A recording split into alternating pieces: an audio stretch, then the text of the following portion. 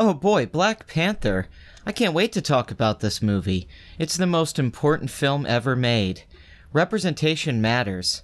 I mean, think about it. There's never been a $200 million film directed by a black filmmaker, written by a black filmmaker, and starring a majority black cast. Also, it's a superhero film. This is really important, not only to the black youth, but everyone. The world's changing, and personally, I think it's better now. We've beat racism, people. Good job. You can't minimize the success of this movie. It's already made $1.2 billion worldwide. It's the best reviewed comic book superhero film ever made, and it's being called Marvel's masterpiece. So, how did I feel about Black Panther? Is it a masterpiece? Now, I didn't really like the opening scene of this movie, and I don't mean the Oakland sequence in the 90s. I'm talking about the opening montage, animated sequence. I thought it was very silly. I've seen this in other movies. It's not something that, it's exclusive to this film. I just wasn't that big on it. I don't know, it didn't come across well to me tonally. I think it clashed with a little bit of the movie. I don't think it needed it, honestly. I didn't need that little backstory. That information wasn't that useful for me going into the movie emotionally. And that'll go into some of my problems with this film, which the biggest one I have in general is an emotional disconnect. I felt very cold watching this movie, very clinical, and it was hard for me to engage in it. But I did like things about it, and we'll go back and forth between the things I liked and didn't like. So I didn't like that opening part. Now, the opening sequence I did like. I did like the first, I guess it was few minutes, that is Killmonger, his character as a little kid, and his father, who is, I figured this out when I was watching this. You could say this is spoilers, but I already assumed this in the opening scene. I don't think it's a spoiler. His father's up there, and the Black Panther comes to meet him, and the scene cuts away. We don't see what happens. They basically have a little conversation, and I won't give too much away, but it's a nice little setup. It's one of those stingers right before the credits come in, and then the opening of the movie. Guardians of the Galaxy probably has the most famous one with the mother and Star-Lord. So after that opening sequence, we just jump right into Black Panther the movie, and it's got an action sequence early on that I did not like at all. It lacked tension. I thought there was too much quick cutting. I like the setup of it with to Coca-Cola and Michonne, and they're chilling there, and they have some back and forth, and then he goes out like James Bond. But I thought it was going to be this really exciting, tense sequence where there's one moment where the light shines on him that I thought was pretty cool. But for the most part, I didn't really feel anything during this scene. I think it could have been a better use of the Black Panther powers. I like Ryan Coogler. I like Fruitvale Station. I like Creed. I was expecting more out of the action sequences early on. They get better, but that was very disappointing as this, big moment early on. And the thing is, there's not a lot of action beats after this, and it's not like I need this to be an action movie. But if that's your big action scene at the start, I just wish it had been a little bit more cinematic. It felt very small in scale, and I don't know, I thought the whole first 45 minutes of this movie really, really dragged and lacked focus. It didn't have enough of a dramatic focus for me, and I didn't feel a cohesive nature to it. I don't think that the storylines that were going on really connected as well as they could have. It's not that it didn't make sense or you didn't know what was going on. It was just so simple. There really wasn't many layers to it. A lot of it was on the surface. And sure, I get the subtext. I get that they don't want to share their resources with the rest of the world. There's a commentary in this that's also talking about America. They go into colonization. They go into race. They talk about all sorts of things. But even in the first part, it's very downplayed. This really isn't. I mean, for the most part, it's to Chipotle going back home and you getting introduced to the characters and until really you get to the fight sequence to become the king, which all the tribes come and they can stand up and try to fight against him, but everybody refuses. They like T'Challa, but one guy shows up, this big guy, and they have a fight scene by a waterfall. One thing I got to point out with this movie, I did like the cinematography.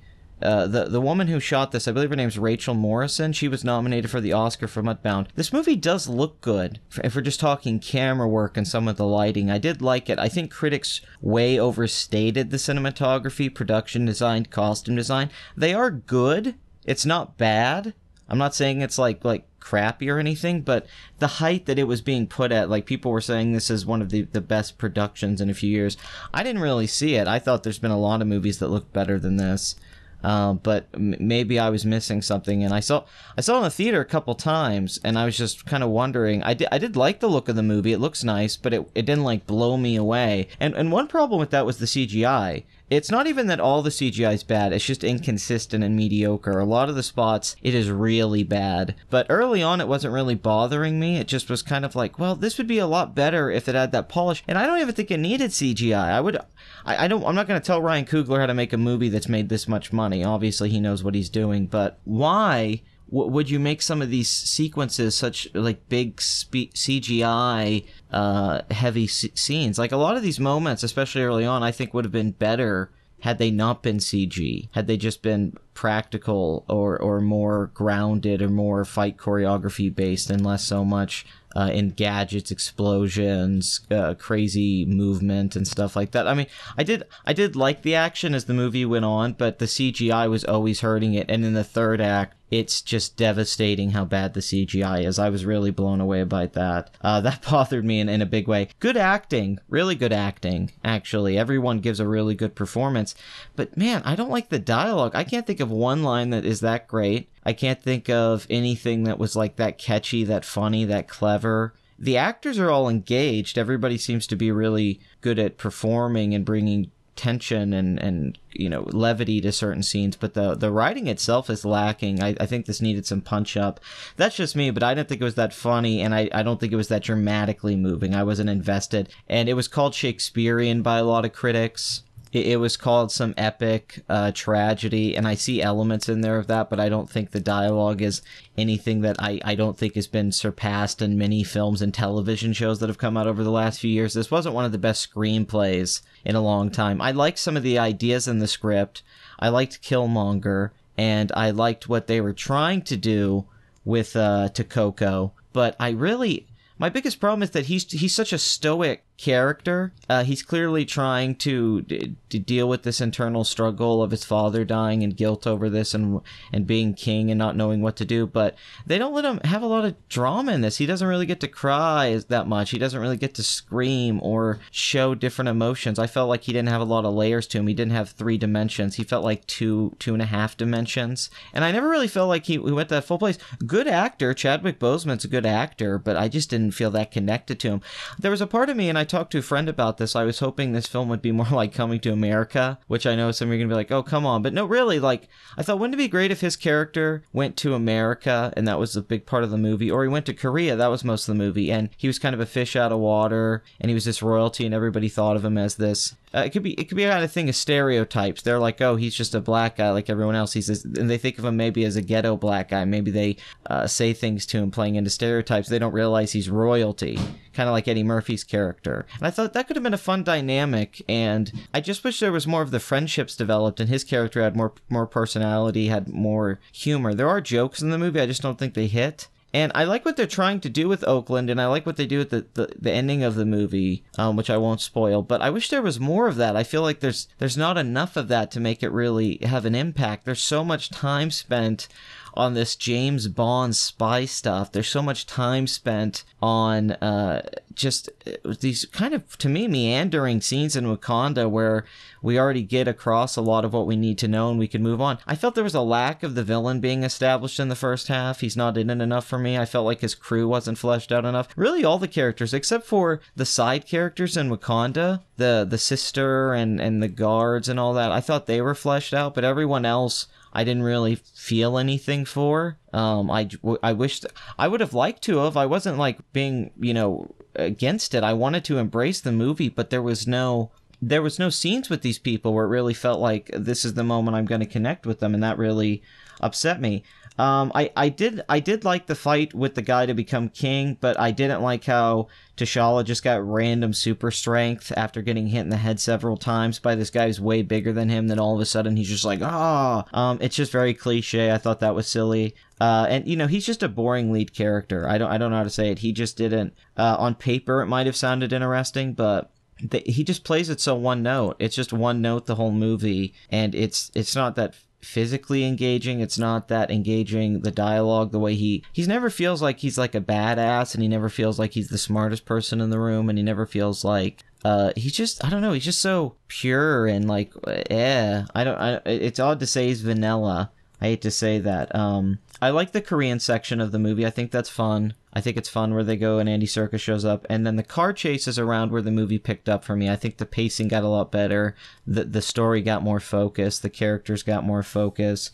Things started to kind of come together. A tone started to come across, which I thought was very non-existent. I didn't think this movie had much of a tone. And I blame Coogler for that. I don't think he did a good job establishing a real feel for this movie. Just a lot of ideas that don't give you the feeling that the ideas are being said between the characters and what's clearly in the text, which upset me because I thought Creed was a very emotional movie. And I thought this would be an emotional movie too, but I really, that was very upsetting. Killmonger, spoiler, betrays a bunch of people at some point in this movie, and I didn't really like this just because I didn't care. Once again, I didn't really know anybody in this group. I didn't care about anyone in this group. It's kind of cold-blooded. I like that about it, that it's just so, like, he doesn't give a damn, and the way that Michael B. Jordan plays it's very cool. He plays a lot of this role very cool. It's a very likable character. He has way more charisma than the lead actor and the lead character, to Kanye. And he just, I don't know, I feel like Killmonger, it's like, man, why didn't Michael B. Jordan play the lead? I guess he couldn't because of Civil War, but he just, I don't know, he just kind of pops off the screen more. He's more compelling. His face is more interesting when he does stuff. His physical acting, all of it, he just comes across a lot more. The way he talks in this movie, I wish he was in the movie more. He's really not in it that much. Like, I heard everyone praise this performance and the character, but I was shocked. I thought with all that, he would be like a focus. I thought it would be kind of going back and forth between them. But really, he just kind of comes and goes for a while until the second half of the movie where it's really what it's about, which is about him wanting the throne and to challenge T'Challa and to come to Wakanda and offer something to get in good graces with them and to change the way things are and to say, hey, we're going to share our technology. We're going to share the vibranium with the world and with our brothers, and they're going to overthrow everyone who oppressed us. So, he's kind of becoming a villain, but he's got this, motivation, and his backstory a little bit. So that's when the movie really starts to come together. That should have happened much quicker in the movie. It takes way too long to get to this point. I think, God, this is after an hour of movie, and I think it's an issue with the film's pacing. It should have gotten to that a lot quicker, so we could get to the focus of the movie, because that really is the focus. And that's really where it's getting towards, is this betrayal and, tradition and people turning on each other and family. And there's a lot of these interesting elements and getting to know the people and the sense of everyone kind of being broken after this big tragedy and this big moment that happens in the movie. And that's really cool. I like all those ideas. I just wish that the movie would have got to them and made that clear early on, and made that the feel of the movie and the kind of movie this is. And I didn't really get that. The first hour, I felt like it was a confused film. And then somewhere in the middle, it started to become a movie that I could kind of get with, and the characters, and when Martin Freeman came in. But outside of that, I still think it's still just a superhero movie. It's just your typical comic book movie for a lot of it. It's nothing astonishing outside of a pretty looking movie. It's a nice looking movie, and the actors are doing a good job, but nothing's really blowing you away except kind of this implication that things could go really bad. That the way things could get really dark. And it does get interesting, like who's going to team up with who to help to try to fight Killmonger. Where that could go would be interesting, but unfortunately, because it's a Disney movie and it couldn't really go to some darker places or more interesting places, I think they didn't explore some stuff that would have been fascinating. But they're not going to do that. This film has to be a movie for kids to go see. But I think a darker film would have been better, oddly enough. I think this film needed a little bit more blood. I think it needed a little bit more of people betraying people, of people double-crossing, and really plans against each other, history coming back. I like those. I just wish there was more of it. I think they could have added more of it. It needed to be more dense. It's actually kind of simple, but they're stretching it thin to give the illusion of complexity that isn't really there. There's very little character development. Nobody's talking about this enough. I felt like T'Challa got very little development. Sure, he did learn something and come to a different place by the end, but I don't think it was that grand, and it's the only real arc he has or any element that leads to some kind of depth. But really, for the most part, where a lot of the people started in the movie and how they feel about things, outside of that general thing, is who they are at the end of the movie. They don't really go through that much. They're pretty well-defined people. They're happy with who they are. They're strong warriors. They're smart. They work well together. They have a good system. They're always improving it. They always have a better costume. They have a better way of fighting. I mean, they seem to really, except for this tribal combat where they fight the king, which seems so insane and just... It kind of clashes with the two things. I know he's trying to show how they're savage and yet advanced at once, but I don't think they mesh well together. I think they clash with each other in a very jarring way. I don't think it was smooth. I think there's so many other things they could have done that would have been cool. Instead of like, hey, let's just have these guys fight beside a waterfall. Like there were so many, because Wakanda seems like a cool place. Like, it was small, though. We really didn't see much of Wakanda. I thought we were going to explore it more, and it was going to be this big, grand, beautiful Oz type thing, or Narnia or Middle Earth or something. But it really, I never got a sense of scale with it. I never got a sense of anything unique to it design-wise. It was all right looking. I like some of the scenes are very pretty. Once again, they're very pretty, but that's about it. It's just on the surface level. There's really nothing there that's interesting beyond that. And I'm not against like African design or something being based in Africa. I think a lot of that could have been cool, but it's nothing out of the ordinary when you're talking in that kind of realm of this stuff that's been shown in film before. So for me, I was a little underwhelmed in that department. I thought that Wakanda was going to be much more expansive and interesting. But in general, I just feel like outside of Killmonger, I don't think a lot of the characters really had much going on. I don't think that they had enough backstory. I don't think they had enough motivation that we really got to know. I don't think they had enough back and forth with each other. I just wanted more. It felt like it was too much movie, like it needed to be cut around. They needed to cut a couple characters out. It has too many characters. They needed to focus things a little bit more. They needed to pick one or two plots. They're trying to make 3 different movies here, and it's too much. Or make the movie longer even. Maybe it's too short. There is something kind of off. And also a big issue with this movie is that a major plot element hinges on you believing that a certain character is dead, that isn't dead. And when you're watching the movie, you're just like, I know this character's not dead, and you're just waiting for them to come back. And I don't know, it just felt kind of cheap. It reminded me of Dawn of the Planet of the Apes, where I was like, oh, come on. I know where this is going. And just not committing to that just makes it feel like cliche and not as cool as it could be. Not that I understand, you can't go there, but at the same time, don't really do it that way. Don't make the movie's pacing and where it's going rely so much on that element. You can set it up differently to where it's not. Why not just follow that character after that moment? Wouldn't that make more sense? Very contrived screenplay. The screenplay is everything's so convenient, especially in the third act, how everything comes together, how everything is connected, everything is, especially how they use the technology, which is really not just, it's just so simple. It's like, hey, we have something that can fix everything. Vibranium can fix everything. They leaned on it so much. Like, it's ridiculous. Like, oh, someone's spine's broken. Here, we'll use this technology we have. Oh, I need a suit. Oh, people shoot me. Oh, well, the bullets absorb in the suit, and then you can shoot back the energy at them. Okay, kinetic energy. All right, cool. I guess we have that now. Oh, hey, I have this car hologram thing. Check it out. I can drive it. Now there's a plane hologram thing. We have everything. I mean, every time it felt like the characters were in a corner and they were having a bad time, they would just have some kind of piece of technology that would come in and save them. It was just like, I don't want to say it was a bunch of Deus Ex Machinas, but it was a bunch of things that were very convenient for everyone to have. It was just like the writers leaned on vibranium and the technology of Wakanda. Like, don't worry, this will work. Let's just throw anything at the screen and people will buy it because Wakanda is just so awesome and advanced. It's like, okay, so they clearly have this advanced technology, but then they're also fighting in this very savage way with like spears and stuff and rhinos, and it's like, why? And I get it's rhinos wearing armor, but still, why? Wouldn't they all just be fighting with the gun things now? The tech with the old with the tech with the old school, but the tech with the traditional stuff, I thought just really came off weird, especially with the CGI not looking that great. It looked like a movie from years ago. It reminded me of X-Men 1. the first X-Men, in particular the final fight, which looks like a PS2 game. It really does. It looks terrible. It looks like the Statue of Liberty fight. It's really, the Liberty Island fight, I guess, is what it would be called. But it was just a terrible CG. I don't know what the hell happened. It looks so bad.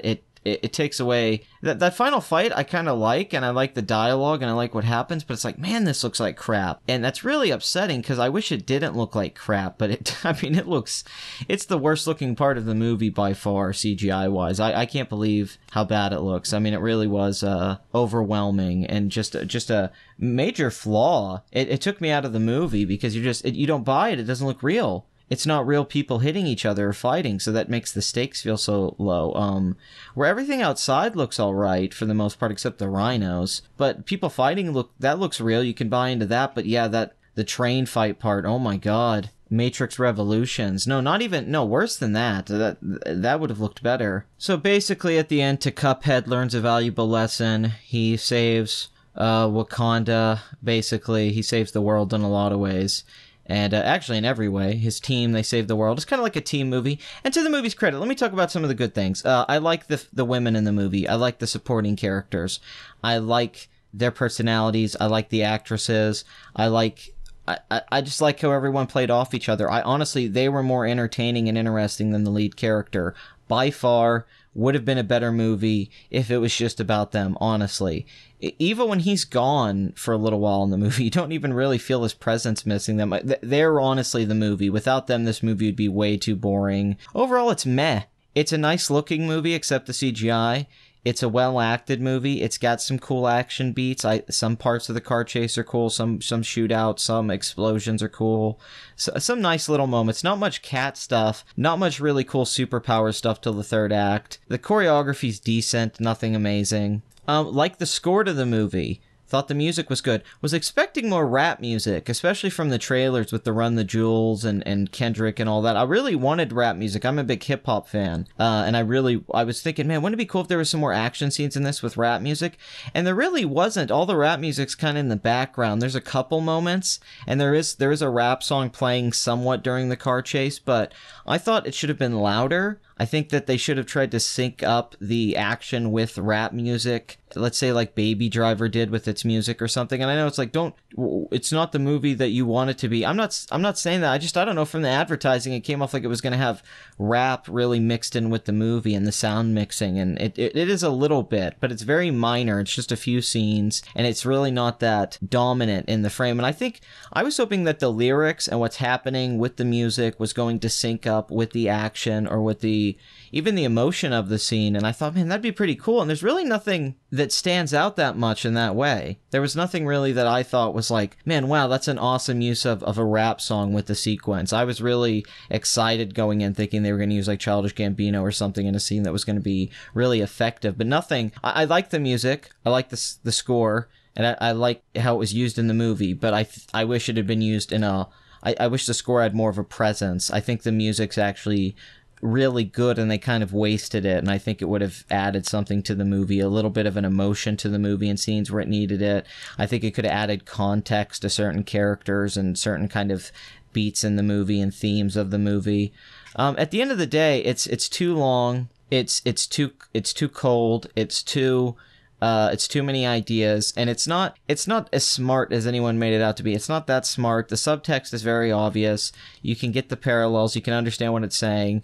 It's not any deeper than what you think it is when you come out of the theater. If you have half a brain, if you're not like, maybe if you're a little kid, you won't get it all, but if you're an adult or you're a teenager, you should be able to understand what they're saying in this movie. I felt like the lead character could have had more charisma, not the actor, just how he was written and directed. The scenes with the family, the plot twist in this movie, while not a bad plot twist, it's not a great plot twist either. It's not that amazing, for one reason, mainly just because you don't really know these people that well, so you just don't care that much. It felt like it was, yeah, you didn't know anyone well enough to care as much as these scenes felt dramatically like you should care. But they are well-directed, well-acted, nice little scenes. So I got to give the movie credit for that. I liked the third act, despite a lot of people saying they don't like the third act. I thought the action scenes got more fun. I thought the movie got more fun and finally had a sense of of identity there in the third act a little bit. In the third act, despite not liking the CG, I felt like, okay, it's people turning on each other. There's actually something here that's not just the stakes are going to be that the world might end. Also, the stakes are, very intimate and personal between these people, which I thought was cool. But it's too little too late. The movie just kind of drags on after a while, and you kind of just want it to be over. You're not really that excited. Some nice acting by Michael B. Jordan. The ending part with him is really sweet. I like the last scene of the movie a lot. I think it's kind of perfect, and I like that message. I almost really like the idea of... It's interesting. I mean, because I know they're talking about America, but there's something really interesting about black people in general, which I'm going to look at it that way, because this is a black film, thinking that maybe we should help each other and take care of each other, and think about our brothers and sisters in Africa, and think about how we can help them, and think about where we've been at. I think there's something kind of beautiful about that. I really do like where the main character ends up with that thinking about how we have to come. Because it's funny, it's the opposite. He's in Africa and he comes to America to help these kids. But these kids who, he's going to make a place for them. And I think there's something powerful about that really should be a message. It is what people are talking about, but it doesn't seem to be what's in the political discussion about this movie. But what Killmonger talks about, it's better to just die than be a slave. To grow up as a victim, or to think of yourself as a slave. It's better to just die and be free. Now, that's kind of an American idea to me, too. It's better to sail across the ocean here and die. Now, he says the line is sort of a different way, but I do feel there's something powerful about that concept of freedom is worth dying for. And black identity in America, and black identity even on a global scale, trying to feel free when you maybe have a societal push on you, or maybe an impulse, maybe something that's been put on you to feel like you don't have that freedom, and trying to break out and get that. But the only way you'll really get that is if you help each other and you come together as a people to relate to each other, because it's hard for you to relate to each other. You have to view yourselves, your life, through the eyes of white people, or white identity, and it's hard for you to find black identity. And then for him to come to this place where he says, no, I'm going to help other people from other places that are, like me, that can be with me, that we're human down under, and then he says resources. Now, in a lot of ways, they're trying to say America should share its resources, that America should allow others, and how immigration's a hot topic right now, and what's going on in the world right now, and Donald Trump and everything, and people being divided, and this movie's trying to say, hey, we should come together. And I can get behind that. At the same time, I feel like that message, I feel like that the depth of that, what they're trying to say, is lost in a very generic superhero film that isn't Ryan Coogler at his best. There's glimpses of him in here, but for the most part, it feels like he was overwhelmed. It feels too factory-made. It feels too studio, and it never seems to have actual integrity. This movie is blackety-black as hell, but at the same time, it really is...